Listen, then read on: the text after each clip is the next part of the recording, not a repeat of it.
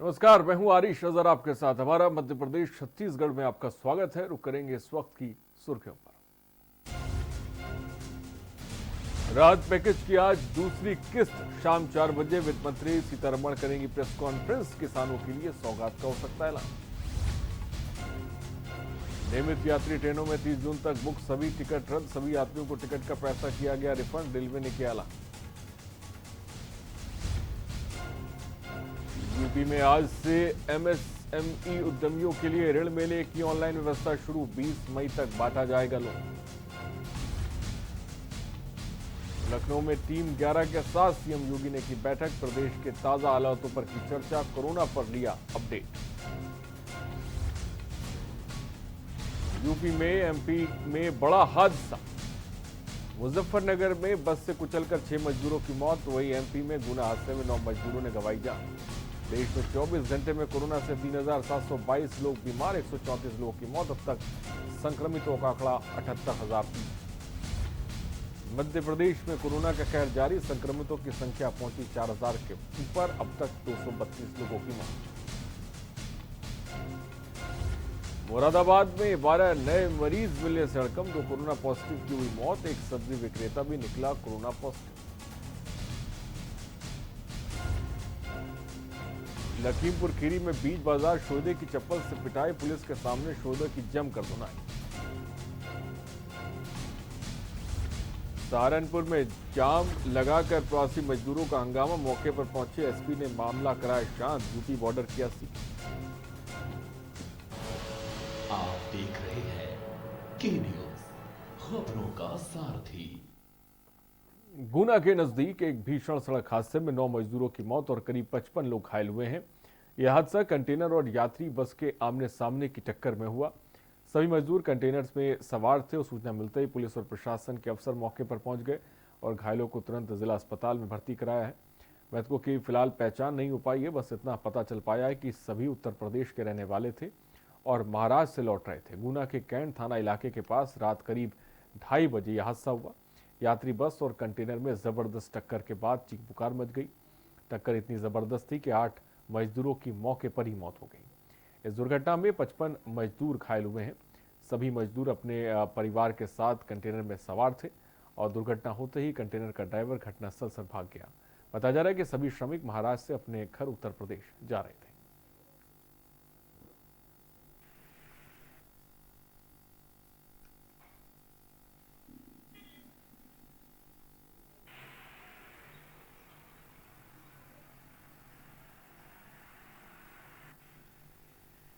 रात को करीबन 3 बजे की घटना है। गुना बाईपास पे गंभीर एक्सीडेंट का मामला हुआ है। उसमें बॉम्बे से यूपी उन्नाव रायबरेली ज़िले के लिए आयशर बस में जा रहे थे मजदूर लोग, और एक बस ग्वालियर से अहमदाबाद के लिए जा रही थी। तो गुना बाईपास पे एक्सीडेंट, दोनों आपस में टकराने से एक्सीडेंट हो गया है, जिसमें जो मजदूर बैठ के आ रहे थे उसमें 8 मजदूरों की अभी तक डेथ हो चुकी है और 54 लोगों की चोट लगने से इलाजरत है जिला अस्पताल गुना में, जिनका उपचार लगातार चल रहा है, डॉक्टर टीम द्वारा की जा रही है। और जो मृत हुए हैं उनकी पोस्टमार्टम की प्रक्रिया चल रही है। इसके साथ ही इनको उनके निवास स्थान पे शवों को पहुंचाना और मजदूरों को उपचार बाद उनके निवास स्थान पर पहुंचाने की प्रक्रिया जारी है और पुलिस टीम और प्रशासन की टीम इसमें हर संभव मदद के लिए प्रयास कर रही है। और गुना के नजदीक एक भीषण सड़क हादसे में 9 मजदूरों की मौत और करीब 55 लोग घायल हुए। हादसा कंटेनर और यात्री बस के आमने सामने की टक्कर में। और सभी मजदूर, आपको बता दें, कंटेनर में सवार थे। पुलिस प्रशासन के अफसर मौके पर पहुंच गए। घायलों को तुरंत जिला अस्पताल में भर्ती कराया गया। एक दुखद हादसा हो गया है। उत्तर प्रदेश के कुछ मजदूर जो महाराष्ट्र से उत्तर प्रदेश जा रहे थे, वो गुना में 7 लोग, उसमें से उनका दुखद निधन हो गया है। कुछ लोग घायल भी हैं। उत्तर प्रदेश की सरकार ने 2 लाख रुपए का उनको मुआवजा और 50,000 रुपया अभी वर्तमान में हमारी चिंता ये है कि जो हमारे यहाँ पर घायल हैं उनका ठीक से उपचार हो जाए। घायलों में भी एक थोड़ा अभी गंभीर है, हमारी कोशिश है कि वो शीघ्र स्वस्थ हो जाए। और आइए ग्राफिक्स के जरिए आपको बताते हैं राहत पैकेज से जुड़ी कुछ खास बातें। आर्थिक पैकेज की बड़ी बातें। छोटे उद्योगों के लिए 20,000 करोड़, 80,000 करोड़ भारतीयों को मुफ्त राशन दिया, 15,000 से कम सैलरी वालों को सरकारी सहायता, एमएसएमई को 1 साल एक किश्त चुकाने में राहत। देश के विकास के लिए यह आर्थिक पैकेज। एमएसएमई को बिना गारंटी 3 लाख करोड़ का लोन। संकट में फंसी इंडस्ट्री के लिए 20,000 करोड़। 200 करोड़ का ग्लोबल टेंडर नहीं होगा। 15,000 से कम सैलरी वालों को सरकारी सहायता। पीएफ का 24% सरकार देगी। पीएफ में मदद जून, जुलाई, अगस्त तक जारी रहेगी। 5 करोड़ तक टर्नओवर एमएसएमई माना जाएगा। 8 करोड़ परिवारों को 3 महीने तक गैस सिलेंडर। एमएसएमई की परिभाषा बदली गई। एमएसएमई को ई मार्केट से जोड़ा गया। आत्मनिर्भर देश मेक इन इंडिया के तहत बढ़ेगा। 200 करोड़ का सरकारी टेंडर ग्लोबल नहीं होगा। और मध्य प्रदेश के मुख्यमंत्री शिवराज सिंह चौहान ने कहा कि केंद्र सरकार ने जो आर्थिक पैकेज दिया उससे एमएसएमई नए सिरे से खड़े हो जाएंगे।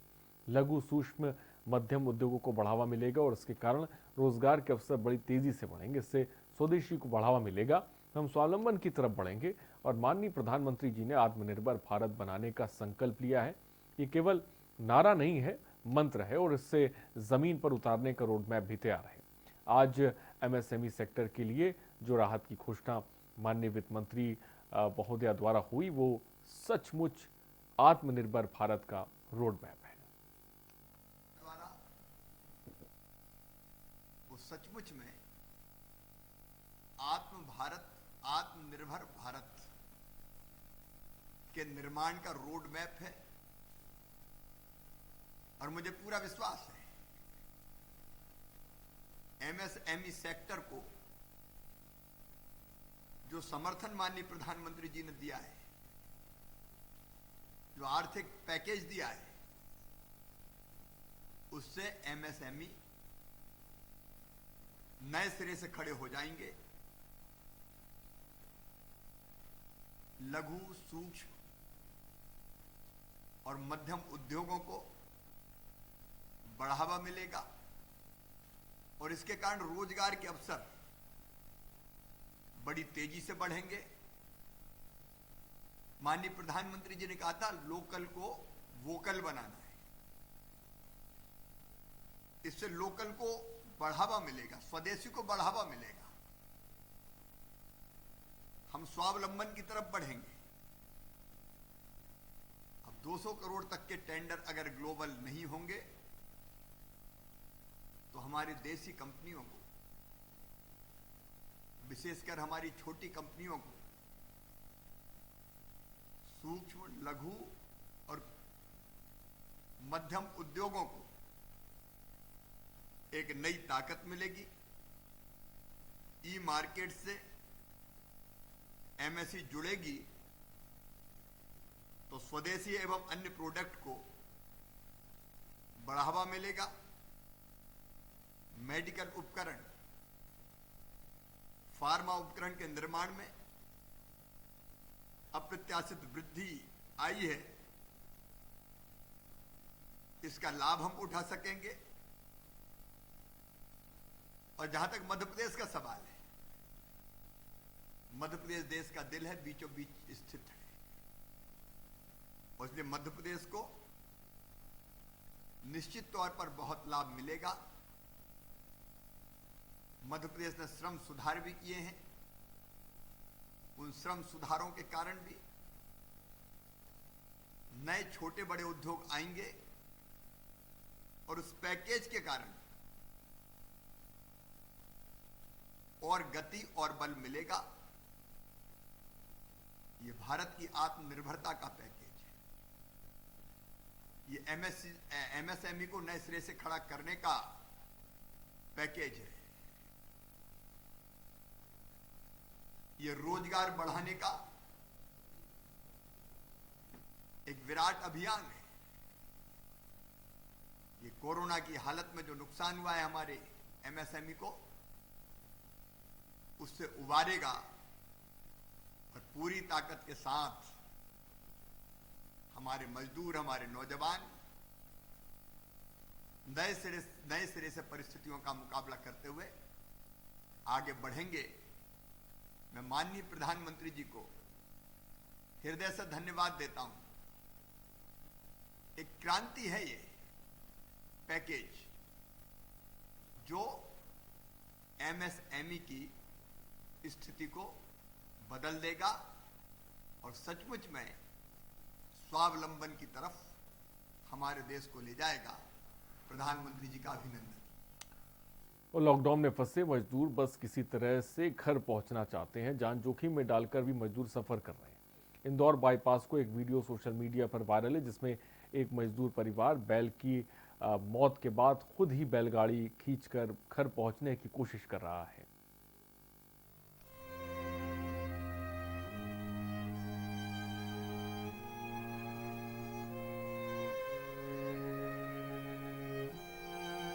तो कब निकले थे महू से? आज निकले हूँ। आज सुबह निकले थे। हाँ। तो बेल लेकर, बेल की जगह तुम खुद कंधा लगाकर जा रहे हो। बाबूजी बेल ने तब क्या करे? दर्द है, सैलाब है, मायूसी है, लेकिन जीने का जज्बा है। ये मजबूर है क्योंकि ये मजदूर है।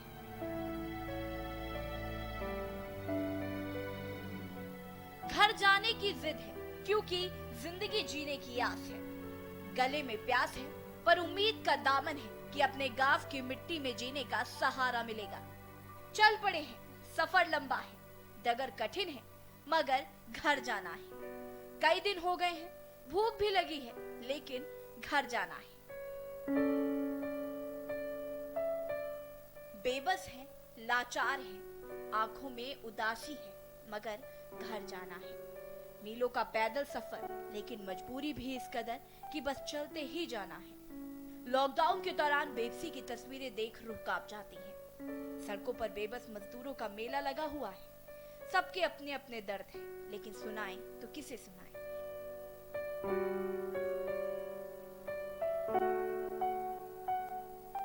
इंदौर बाईपास का एक वीडियो वायरल है और वायरल वीडियो में घर तक पहुंचने के लिए परिवार के लोग बैलगाड़ी खींच रहे हैं। वीडियो के बारे में बताया जा रहा है कि इंदौर से सटे मंगलिया बाईपास का है। परिवार महाराष्ट्र से बैलगाड़ी के जरिए राजस्थान स्थित अपने घर जा रहा है। बैलगाड़ी से महाराष्ट्र फिर राजस्थान के लिए परिवार के 3 लोग निकले थे। रास्ते में एक बैल की मौत हो गई। उसके बाद परिवार की मुश्किलें बढ़ गई। अब एक ही बैल के सहारे घर पहुंचना है। बैलगाड़ी को खींचने के लिए 2 बैलों की जरूरत होती है। ऐसे में परिवार के सदस्य बारी बारी से बैल बनकर गाड़ी को खींच रहे हैं। चिलचिलाती धूप, आंखों में आंसू, भूखे प्यासे ये बेबस मजदूर परिवार अपनी मंजिल की ओर बढ़ रहा है। तो पैदल चले जाते, बेल लेकर क्यों जा रहे हो? क्या करे, इसको भी साथ में ले जाना पड़ता है, भाई को भी जाना पड़ता है। ये कौन है तुम्हारे साथ में लोग? ये भाई, ये और ये महिला? ये मेरी भाभी है। अच्छा, तो महू से आए हो, कहाँ जाना है तुमको? मैं जा रही हूँ इधर गाँव खजौन में। कौन से गाँव में रहते हो? ये अपने पत्थर मुल्ला में। पत्थर मुल्ला में? तो यही निवास महू में है कि या पत्थर मुल्ला में है तुम्हारा? गाँव में घूमने रहवासी इधर के पत्थर मुल्ले के ही है। तो कब निकले थे महू से? आज निकले हूँ। आज सुबह निकले थे। हाँ। तो बेल लेकर, बेल की जगह तुम खुद कंधा लगाकर जा रहे हो। बाबूजी बेल नहीं है तब क्या करे? अब बस चलती तो मैं बस में जाता। कभी पिता, कभी माँ और कभी बेटा बैलगाड़ी को खींच रहा है। बेटा थकता है तो गाड़ी माँ खींचती है, माँ थकती है तो गाड़ी पिता खींचते हैं। वायरल वीडियो के बारे में इंदौर जिला प्रशासन के अधिकारियों को कोई जानकारी नहीं है। दरअसल महाराष्ट्र से यूपी, बिहार और राजस्थान के लोग इंदौर से होते हुए जाते हैं। सैकड़ों मजदूर तो पैदल आकर बिजासन बॉर्डर पर फंसे हैं। हालांकि सरकार की तरफ से उन्हें एमपी की आखिरी सीमा तक बसों से छोड़ने का वादा किया गया है। डेस्क रिपोर्ट के न्यूज़ इंडिया।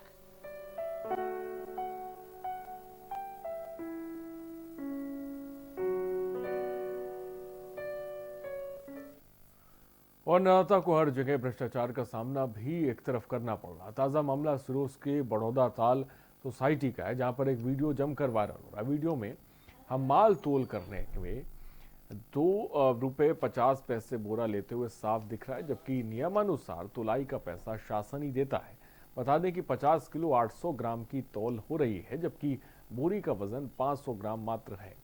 जहां बड़ौदा ताल सोसाइटी में बड़े पैमाने पर भ्रष्टाचार हो रहा है, वहीं अधिकारियों की मिली भगत से गरीब अन्नदाता को जमकर लूटा जा रहा है।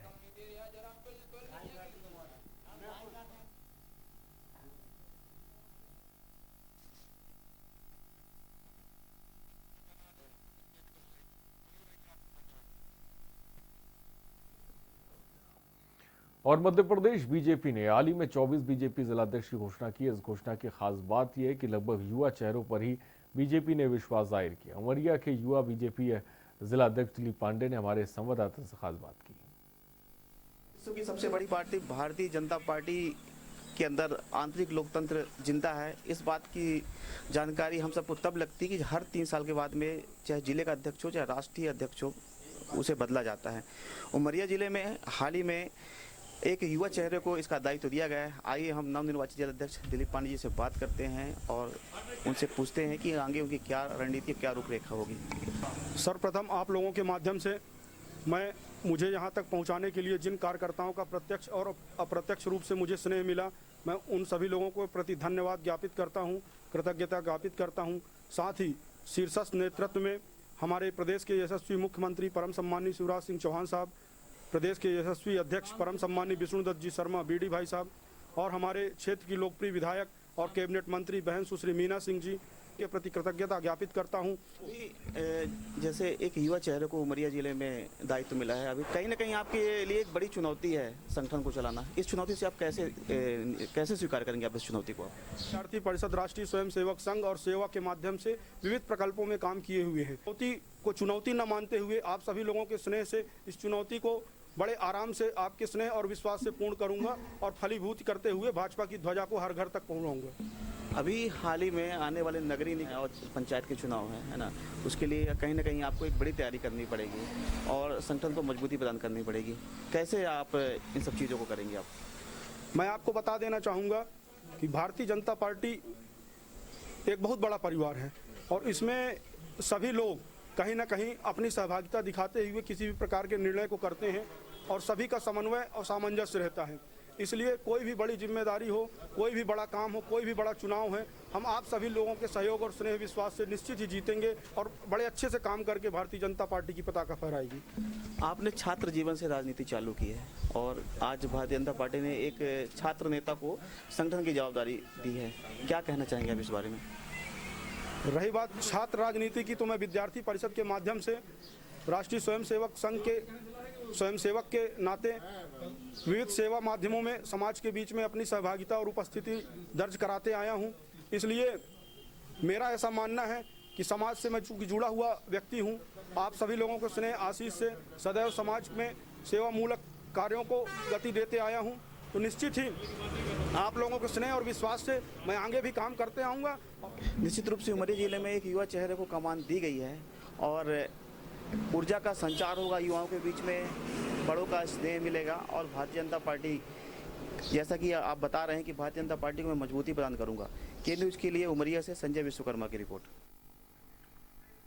रुकते हैं ब्रेक के लिए, जल्द हाजिर होंगे।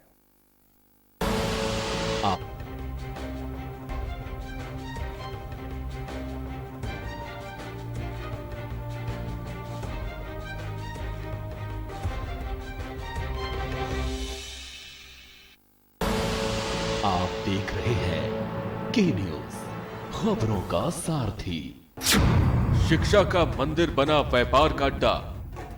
किताब के मूल्य को भी नियंत्रित करना चाहिए। तब जिसका जो मन होता है वो बेचता है। हाँ, निश्चित तौर पे स्कूल प्रबंधक उसमें इन्वॉल्व होते हैं। स्कूलों की वसूली पर कब चलेगा सरकार का डंडा?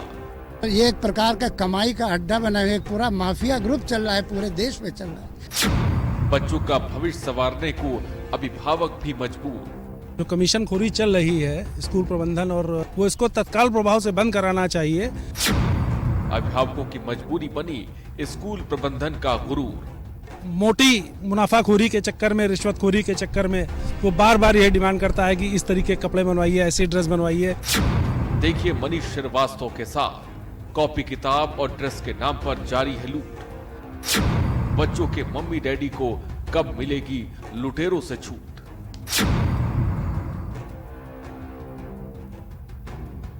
खुदी को आजमाया है तो ये अंदाज आया है, खुदी को आजमाया है तो ये अंदाज आया है। तुम में भी मैं हूं, शुद्ध प्लस पान मसाला।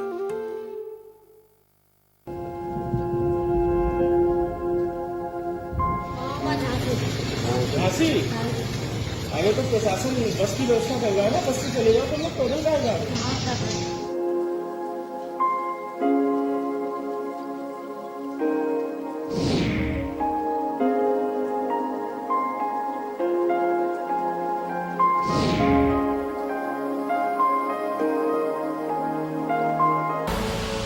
आप देख रहे हैं के न्यूज, खबरों का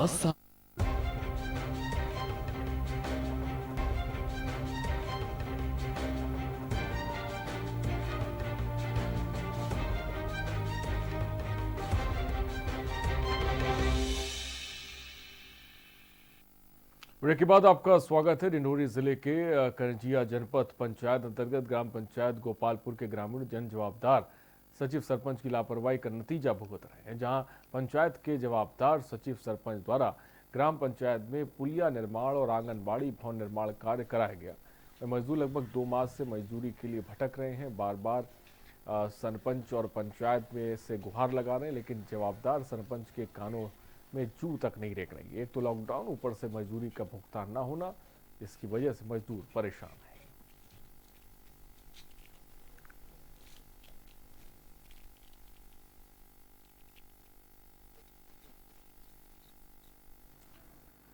एसडीओपी करण सिंह रावत ने धार पुलिस अधीक्षक के निर्देश पर विशेष अभियान चलाया। यह अभियान चोरी, डकैती, लूट को रोकने के साथ फरार अपराधियों को धरपकड़ के लिए किया गया, जिसके तहत थाना गंदवानी पुलिस को बड़ी सफलता हाथ लगी है, जहां पुलिस ने डकैती करने वाले आरोपियों को गिरफ्तार कर 5 देसी 12 बोर के कट्टे और 5 जिंदा कारतूस जब्त किए हैं।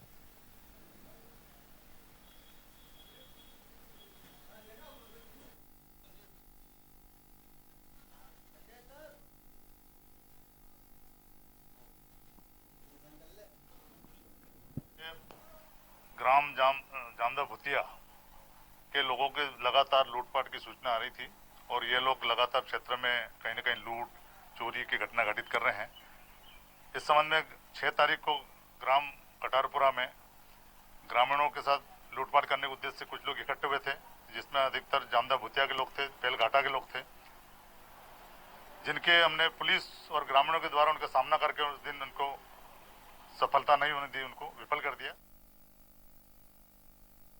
और इंदौर जिले के शेपुरा विकासखंड के हजारों मजदूर लॉकडाउन के चलते अभी भी देश के कई राज्यों में फंसे हुए हैं। आपको बता दें कि झारिया सेवा समिति शेपुरा ने शेपुरा क्षेत्र के मजदूरों को महाराष्ट्र और देश के अन्य राज्यों में शेपुरा तक लाने की समुचित व्यवस्था की मांग को लेकर शेपुरा एसडीएम रजनी वर्मा को ज्ञापन सौंपा। ज्ञापन सौंपते समय गणेश चंदेल ने बताया कि शेपुरा क्षेत्र के विभिन्न गाँव से रोजगार की तलाश में हजारों की संख्या में मजदूर महाराष्ट्र, छत्तीसगढ़ और हरियाणा से सहित अन्य राज्यों में गए थे। कुछ मजदूर वापस आ गए, पर कुछ मजदूर अभी गांव नहीं पहुंचे।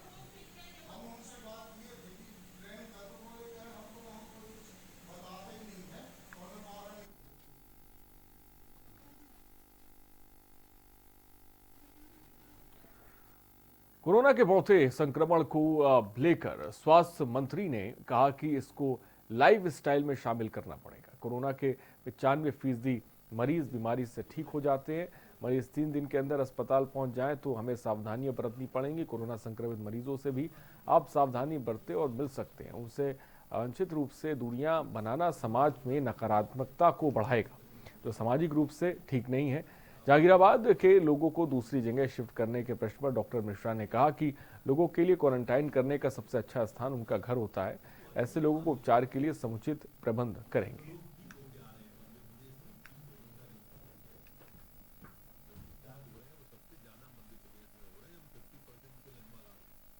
खंडवा और बड़वानी से यूपी बॉर्डर पे कल भेजे हैं। 64 बसें सागर से मालथौन के लिए रवाना हुई है। ट्रेनों की जहां तक आपने मजदूरों की बात की, 59 ट्रेनें कल तक आ चुकी हैं, 10 ट्रेन अभी रास्ते में है, आ जाएंगी।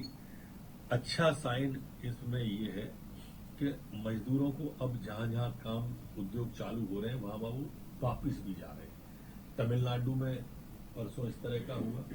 कल फरीदाबाद में हमने मजदूर जो बुलाए थे वहां पर, तो 1423 मजदूर आ गए।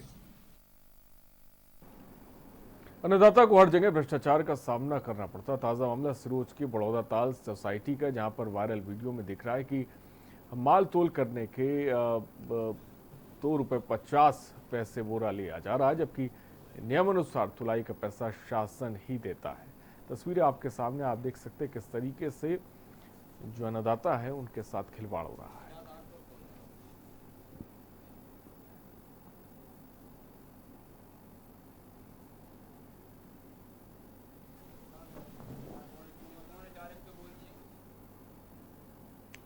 और अगली खबर की तरफ हम रुख करते हैं। मध्य प्रदेश और छत्तीसगढ़ की सीमा से लगे कोरिया जिले में गुटरी टोला में बैरियर का मामला प्रकाश में आया, जहां एक 70 वर्षीय बीमार बुजुर्ग को इलाज के लिए सेंट्रल हॉस्पिटल मनेंद्रगढ़ लाया जा रहा था। वहीं बॉर्डर ड्यूटी पर तैनात अफसरों ने उन्हें हॉस्पिटल लाने की अनुमति नहीं दी। नतीजतन सही समय पर इलाज न मिलने से बुजुर्ग की बैरियर के निकट ही मौत हो गई।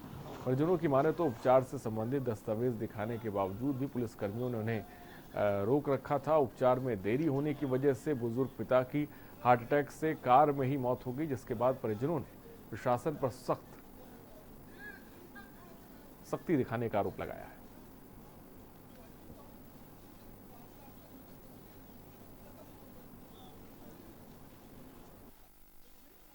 ये लोग जो है भाई गया दिखाने, मैं तो पिताजी के पास था यहीं जो है। हाँ, हम दोनों भाई हैं, वो कोरबा में सर्विस करता है। तो यहाँ पर काफी देर तक आप लोगों को रोका? हाँ, काफी 1.5 घंटा बता रहा हूँ, 1.5 घंटा से ऊपर न कम 1.5 घंटा, आधा पौन घंटा तो वो वहाँ बात किया। डीएम साहब से पूछो तो उन्होंने कहा कि नहीं, वो गलत बोल रहे हैं। और बलौदाबाजार जिले के भाटापार में पहली श्रमिक ट्रेन पहुंची, जिसमें 700 श्रमिक मजदूर बेमेतरा जिले के श्रमिक मजदूरों के लिए जिला अस्पताल की ओर से खाने की व्यवस्था की गई है। बता दें कि रेलवे और राज्य सरकार के आदेशानुसार भाटापारा से ही सही मजदूर और उनको जिले भेजा जा रहा है, जहां पहुंचने के बाद सभी का पहले स्वास्थ्य परीक्षण किया जाता है। कलेक्टर कार्तिकेय गोयल ने बताया कि 2 प्रकार की बसों की व्यवस्था की गई है। एक बस में पूरी तरह से स्वस्थ लोगों को बैठाया गया है, वहीं दूसरी बस में संक्रमण संदिग्धों को बैठाया जा रहा है, जो उन्हें उनके जिले के आइसोलेशन वार्ड तक पहुंचाएंगे। होना केवल एक संकेत रहेगा, उसका कंफर्मेटरी टेस्ट 2 दिन बाद ही आएगा। तब तक के लिए उनको एक आइसोलेशन, क्वारंटीन में नहीं आइसोलेशन में रखा जाएगा। निश्चिंत रहें, इसीलिए हम सभी का हेल्थ का ध्यान रख रहे हैं। आपसे भी सहयोग की अपेक्षा है। और गरियाबंद पुलिस ने एक बड़ी कार्रवाई की है, जहां पुलिस ने 2 गांजा तस्करों को गिरफ्तार किया। पुलिस ने हथखोज पुल के नीचे 2 लोगों को गांजा बेचते हुए गिरफ्तार है। पुलिस ने उनके पास से 3.7 किलो गांजा बरामद किया। मामले की अधिक जानकारी देते हुए एसडीओपी संजय ध्रुव ने बताया कि उन्हें मामले की सूचना मुखबिर ने दी थी और पुलिस ने दोनों के खिलाफ कार्रवाई कर जेल भेज दिया है।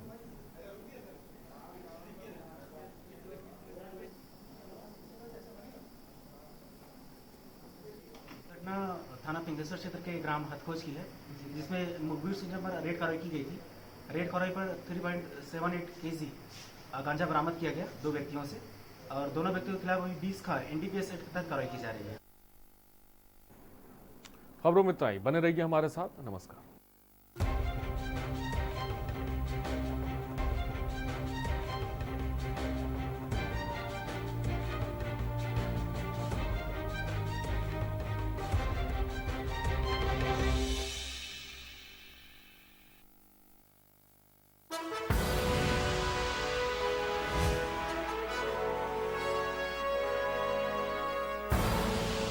आप देख रहे हैं के न्यूज, खबरों का सारथी। मुद्दा 1, बहस 1, नतीजा क्या होगा? कोरोना से तो बचेंगे, पर तरीका क्या होगा? अड़ी का मंच, कोरोना पर जबरदस्त पंच, देश के दिग्गज बताएंगे वायरस को कैसे हराएंगे। अड़ी, क्योंकि हमें है देश की पड़ी। शाम 6 बजे TV9 भारतवर्ष, अब तो सब देख रहे हैं। Mount Litra Z School, Unnao, #1 in academics, #1 in sports, best teachers, best result, smart classroom, best transport facility, world class infrastructure के साथ Mount Litra Z School, Unnao। शिक्षा का मंदिर बना व्यापार का अड्डा। किताब के मूल्य को भी नियंत्रित करना चाहिए। तब जिसका जो मन होता है वो बेचता है। हाँ, निश्चित तौर पे स्कूल प्रबंधक उसमें इन्वॉल्व होते हैं। स्कूलों की वसूली पर कब चलेगा सरकार का डंडा? ये एक प्रकार का कमाई का अड्डा बना हुआ, एक पूरा माफिया ग्रुप चल रहा है, पूरे देश में चल रहा है। बच्चों का भविष्य संवारने को अभिभावक भी मजबूर। जो कमीशन खोरी चल रही है स्कूल प्रबंधन, और वो इसको तत्काल प्रभाव से बंद कराना चाहिए। अभिभावकों की मजबूरी बनी स्कूल प्रबंधन का गुरूर। मोटी मुनाफाखोरी के चक्कर में, रिश्वतखोरी के चक्कर में वो बार बार यह डिमांड करता है कि इस तरीके के कपड़े बनवाइए, ऐसी ड्रेस बनवाइए। देखिए मनीष श्रीवास्तव के साथ कॉपी किताब और ड्रेस के नाम पर जारी है लूट। बच्चों